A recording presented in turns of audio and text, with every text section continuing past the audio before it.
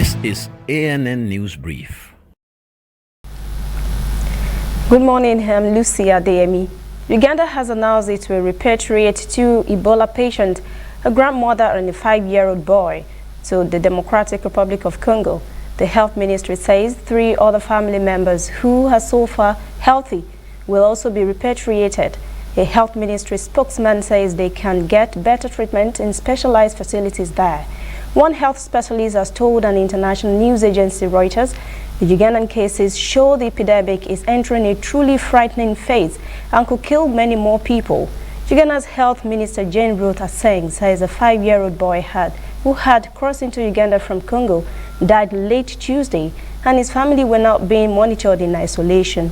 The current Ebola epidemic began in August last year in eastern Congo and has already infected more than 2,000 persons, killing nearly 1,400 of them. A World Health Organization statement says WHO Director General Tedros Adhanom Ghebreyesus will reconvene an emergency committee on Friday to decide whether the outbreak is an international public health emergency and how to manage it.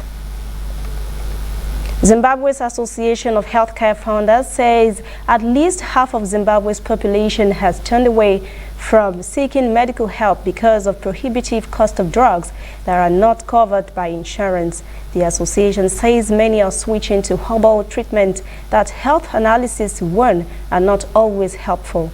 But President Mnangagwa's government says not to despair because a solution is on the way.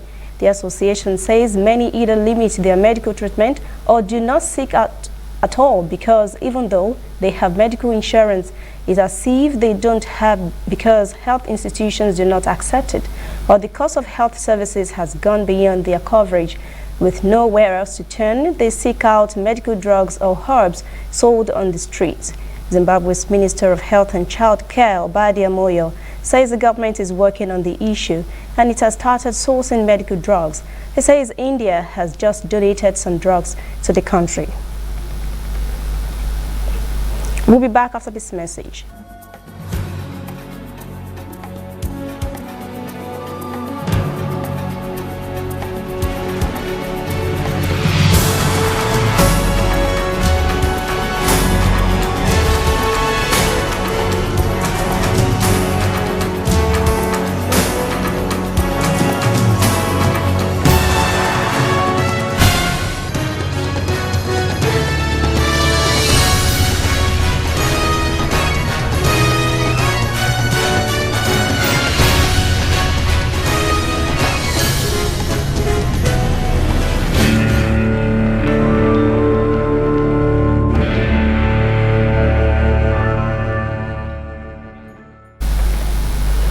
A Tanzanian opposition leader and member of parliament, Zitto Kabwe, has been arrested and banned from traveling outside the country.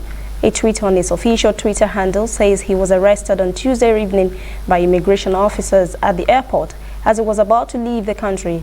The legislator said he has been accused of violating a section of the Media Services Act, which prohibits using the media for intentionally disseminating false information that could be injurious to the nation.